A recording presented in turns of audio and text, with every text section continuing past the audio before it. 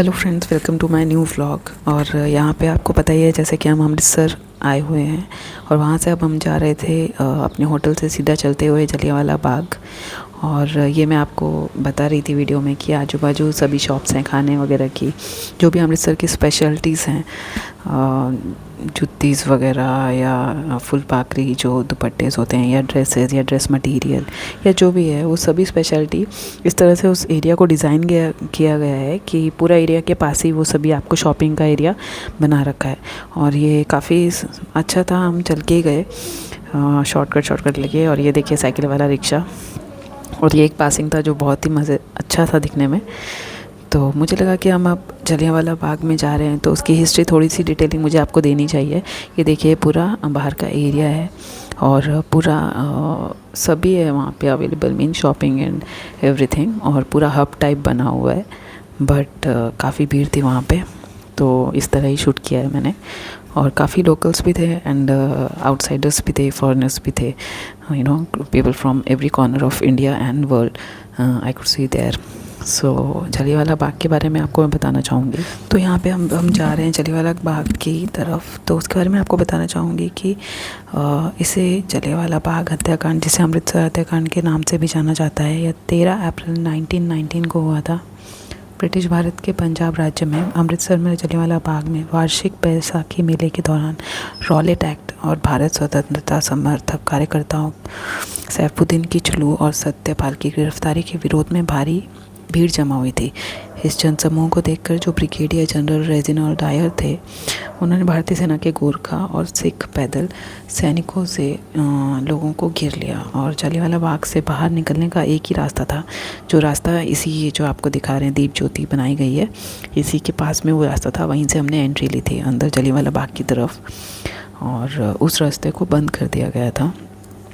तो अपने सैनिकों के द्वारा उन्होंने जो एग्ज़िट डोर था वो बंद करवा दिया था। ये देखिए हम यहाँ से जो घुस रहे हैं ना, ये एंट्री डोर से हम घुसे हैं। और अभी जो वहाँ पे पूरा इस तरह से बनाया गया है, जो भी लोग शहीद हुए, जिन्होंने लड़ाई चढ़ाई, उन सब के स्टैचू वगैरह उन्होंने वहाँ पे लगवाए गए हैं आउट ऑफ रिस्पेक्ट। और यहाँ पे हम एंट्री किया। तो मैं आपको बता रही थी उस बारे, मतलब हत्याकांड के बारे में। तो तब उस जनरल ने पूरे तीनों रास्ते बंद करवा दिए, तीनों तरफ से ऑलरेडी बंद था, इमारतें थीं, और जो एग्ज़िट डोर था वो भी उन्होंने अपने सैनिकों से बंद करवा दिया था। और भीड़ पर डायरेक्टली गोली चलाने का आदेश दिया। और प्रदर्शनकारियों के भागने की कोशिश करने पर भी गोलीबारी जारी रखी उन्होंने। और सैनिकों ने तब तक गोलीबारी जारी रखी जब तक उनके बारूद जो थे वो कम नहीं हो गए और उनको रुकने का आदेश नहीं दिया गया तब तक। और ये जो हुआ था, जो लोग इकट्ठा हुए थे वो लोग हुए थे रॉलेट एक्ट के अपोज़ में, उसके विरोध में ये प्रदर्शन शुरू था। जो रॉलेट एक्ट था उसमें ये था कि काला कानून के नाम से जाना जाता है उसको। उसमें ब्रिटिश ने पुलिस को मात्र संदेह के आधार पर किसी भी भारतीय व्यक्ति को गिरफ्तार करने का अधिकार दिया था। और उसको अरेस्ट करने के बाद उसके लिए अलग एक कोर्ट बनाया गया था। उस कोर्ट में एक बार अगर उसे सज़ा मिल जाती है तो वो हाई कोर्ट में उसकी अपील नहीं कर सकता, ये भी रूल था। तो एज अ रिज़ल्ट ये जो था वो एक्चुअल में जो भी इस अधिनियम का उद्देश्य था कि देश के जितने भी राष्ट्रवादी आंदोलन थे उनको रोकने का मेन उद्देश्य था। उसी के अपोज में लोग यहाँ पे इकट्ठा हुए थे। पर इतने सारे लोग उस टाइम मारे गए। और ये जो आपको कुआं दिखा रहे हैं, बहुत सारे लोगों ने गोलियों से बचने के लिए इस कुएं में छलांग मार दी थी। तो इसको भी इस तरह से अभी कवर करके रखा गया है, ये देखिए। और काफ़ी लोग, ऐसा बोला जाता है कि 190 या 200 तक ऐसी डेड बॉडीज़ यहाँ से मतलब मिल पाई थी बाद में ढूंढते टाइम। और काफ़ी लोग उसी टाइम गोलियों से, बच्चे, बूढ़े, एजेड, फीमेल्स, काफ़ी लोग थे। पर उसी टाइम ऑन द स्पॉट वो लोग डेथ हो चुकी थी। और इस पूरे कांड में जो मरने वालों की संख्या थी वो 380 से लेके 1500 लोगों तक थी।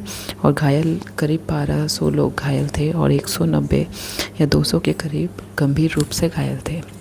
और उन्हीं की याद में ये पूरा जो है डिटेलिंग यहाँ पे गैलरीज वगैरह बनाई गई हैं। ये आप देख सकते हैं बुलेट वगैरह के मार्क्स अभी तक उन्होंने वैसे ही रखे हुए हैं। जो वाइट से उनको कॉर्नर आउटलाइन किया हुआ है, वैसे कि वैसे यहाँ पे आई थिंक 36 बुलेट मार्क्स थे। और यहाँ पे एक और गैलरी के अंदर हम एंटर कर रहे थे और अंदर डिटेलिंग के बाद यहाँ पे देखिए आप बुलेट मार्क्स फिक्स से हैं।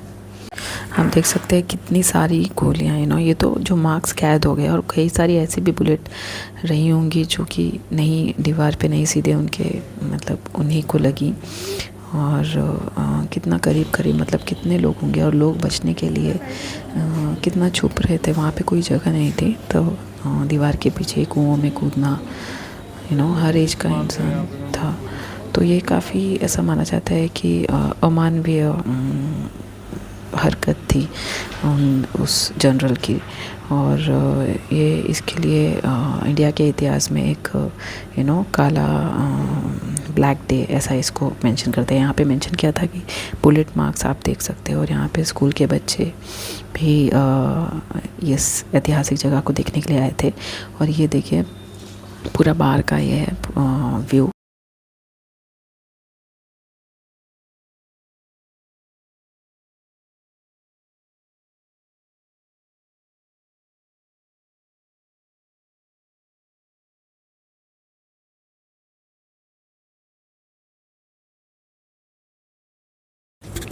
और यहाँ पे आप देख सकते हैं स्कूल के बच्चे भी आए हुए थे, उन्हें सभी एक्सप्लेन किया जा रहा था और लाइन में हर जगह दिखाया जा रहा था। और ये एग्जैक्टली उस टाइम पे मोमेंट था जब लोगों को मारा गया। उन्होंने एकदम बंद कर दिया गया था, एग्जिट डोर बंद कर दिया गया था, जिस वजह से वो लोग कहीं भाग नहीं पाए।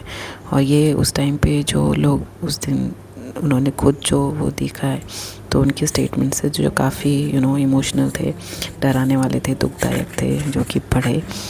और वहाँ यहाँ आके एक इंडियन हिस्ट्री के करीब महसूस करते हो आप। लेकिन वो बुलेट मार्क्स देख के और ये जो गैलरीज़ हैं उनमें उस टाइम पे क्या हुआ वो पढ़ के बहुत ही ज़्यादा बुरा लगता है कि इंडिया ने कैसे कैसे दिन देखे हैं, कितना स्ट्रगल हुआ है, कितने लोगों की जानें गई हैं, तब जाके इंडिया को ये फ्रीडम मिली है।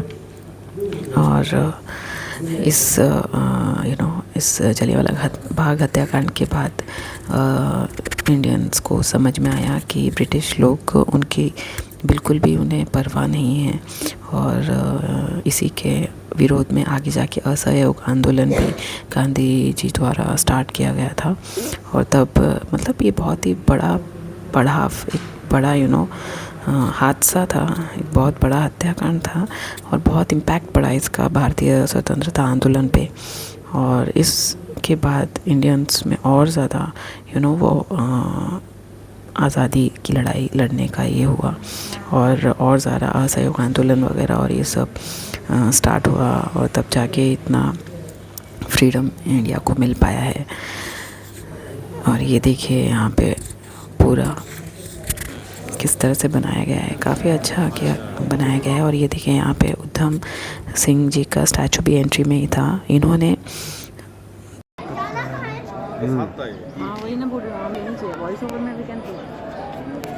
फ्रेंड गवर्नर थे ब्रिटिश के, उनको असैसिनेट किया था 1940 में as a revenge of this Jallianwala Bagh हत्याकांड।